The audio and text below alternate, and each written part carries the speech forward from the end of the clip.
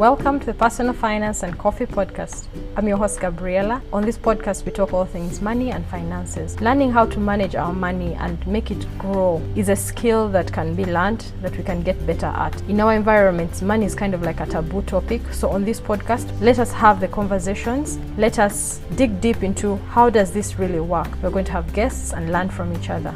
I encourage you to listen and enjoy the podcast. Remember, you are the CEO of your money. No one else can manage the money for you.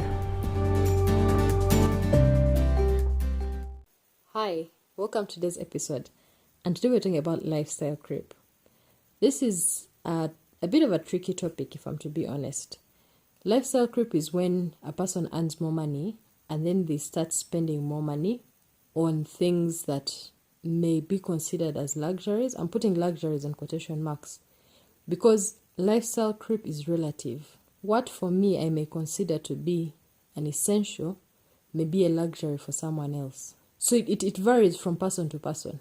We're going to dive into all this, and in this episode we're sharing what lifestyle creep is and why is it important for us to be aware of it. And then we shall also talk about how do we keep it at a manageable level. Because overall lifestyle creep is not bad, it's not wrong. Because you cannot be expected to live at the same lifestyle at the age of 30 that you were at the age of 20. So it's inevitable. The important thing is to be aware that lifestyle creep is happening and to be intentional, to choose that this is the area where I want to spend more money, not to have it just happen to you. Because if you don't decide for yourself, life just happens. Suddenly you're earning more money and then your friend is getting married or different events are coming up, and then previously you were not contributing as much as you're now able to. And then for one reason or another, adult peer pressure kind of gets to you. And you find that you're spending the money that you had an increase in without setting intentions. So the importance of being aware of this lifestyle creep is so that you're able to decide that this is the area that I feel is of value to me. When you're aware of lifestyle creep, and you know that because you're earning more money or you're expecting a certain income raise, or you're expecting a commission from a sale, or you're expecting a season where your business earns more revenue. If you're aware of it, then you're able to choose that with this increased income, the area of life that I feel that is important to me is improving my accommodation. I would like to move to a better house, move to a bigger house, move to a better neighborhood. Maybe that's important to you. And maybe someone else, they feel like now that my income has increased, what is important to me is traveling more. I want to go to places. So for them, if that's important to them, then you find that on the other side, they may feel like, I don't need to change where I buy clothes. I don't need to go out more often.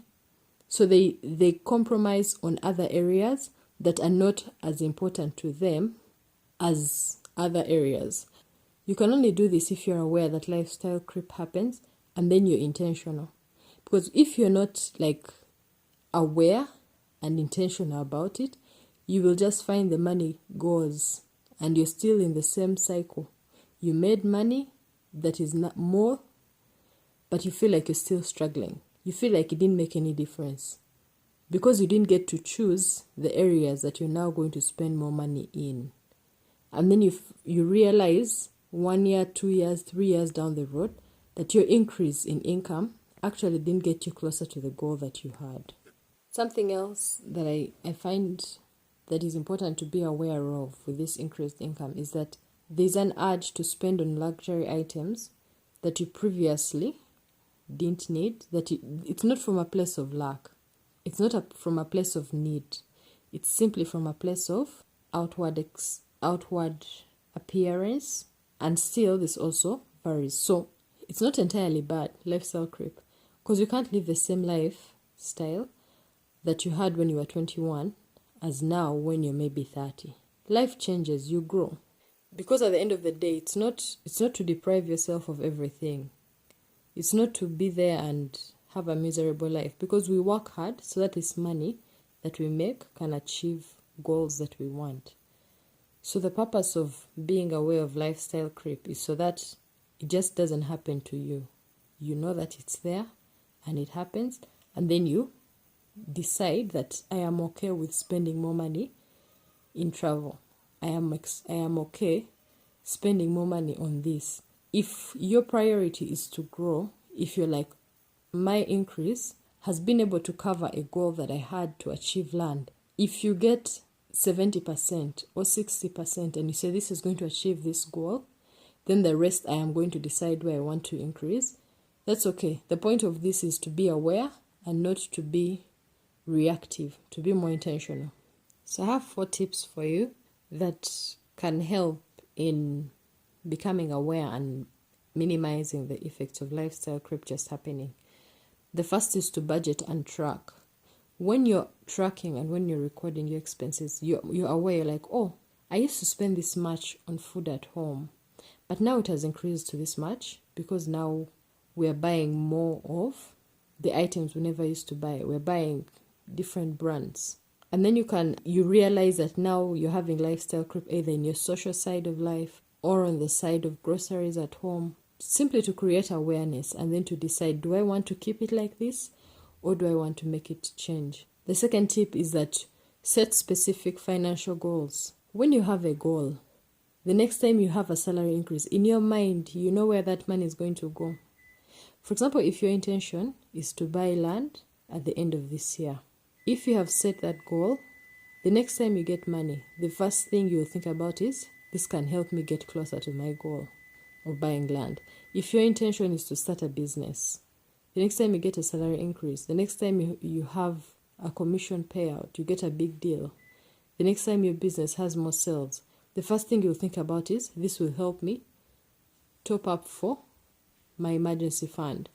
Or whatever your goal is, like, have a goal before you even have the money. And then the third thing is to live below your means. This is the foundation. This is like the foundation of all finance, to live within your means, below actually, so that you're able to save some money. So even though you have a salary increase, just try to have margin, to have a gap between what you spend to survive and what you actually earn. And then the fourth tip is to surround yourself with like-minded people. Because I used to think peer pressure was only for school days. But you people, even adults, we have peer pressure. There's, in quotes, adult peer pressure. And it comes in the most... The other day I had an event that I was invited to. And even when I was getting ready, in my mind I kept thinking, now I can't pick this outfit because how will I be? What is the first impression I want to give? So I kept filtering my decisions around the people that will attend the event, the impression I want to give. I even considered buying certain clothes because of this specific event. For me, that felt like peer pressure.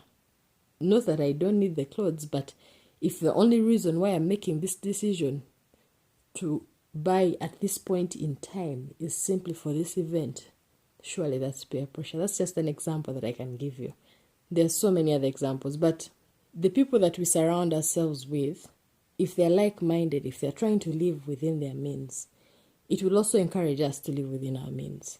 Yeah, so those are the 4 tips that I can give to manage lifestyle creep. And overall, even though you've not had any, even though right now you don't have an increase in income, having the foundation of building money habits, of budgeting, of tracking your expenses will prepare you for when that money comes. So that when it comes, you actually do something tangible with it. It just doesn't go by and you ask yourself, but I received money. What did I do with it?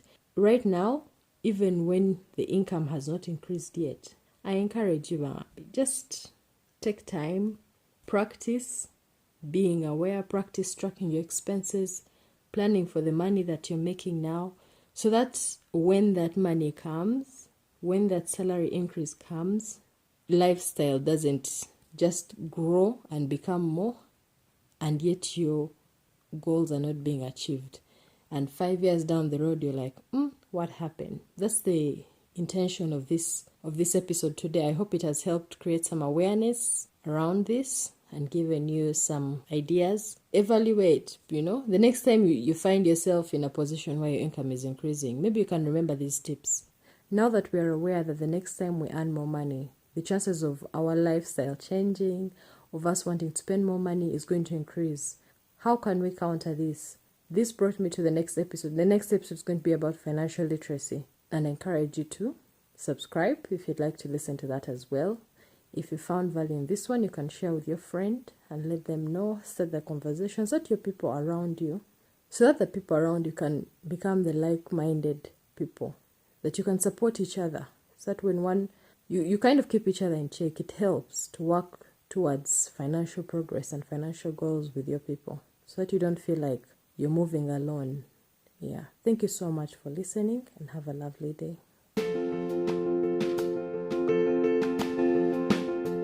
Thank you so much for listening to today's episode. I hope you found value in it. Please subscribe to this podcast on whichever platform you're listening to it on, so that the next time we have new episodes, you're able to be notified.